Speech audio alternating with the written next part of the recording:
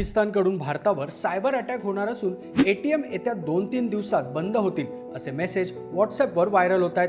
खरं तर भारताच्या नॅशनल सायबर सिक्युरिटी एजन्सीने 8 मेला सायबर धोक्याचा इशारा जारी केला होता, ज्यात बँक्स आणि फायनान्शियल सर्व्हिसेसला सायबर धोका असल्याचं म्हटलं होतं. पण त्यात कुठेही एटीएम बंद होणार असल्याचं सांगितलं नाही. प्रेस इन्फॉर्मेशन ब्युरोने ट्विट करत हा व्हॉट्सअप मेसेज पूर्णपणे खोटा असल्याचं स्पष्ट केलंय. या मेसेजमध्ये डान्स ऑफ हिलरी या व्हायरसचाही उल्लेख आहे.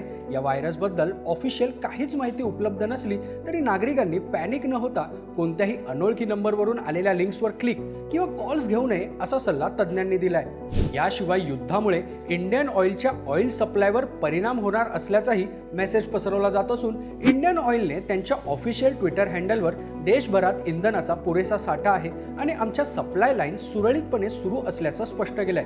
त्यामुळेच असे पॅनिक निर्माण करणारे मेसेज किंवा पोस्ट तुमच्यापर्यंत आले तरी ते फॅक्ट चेक केल्याशिवाय शेअर करू नका.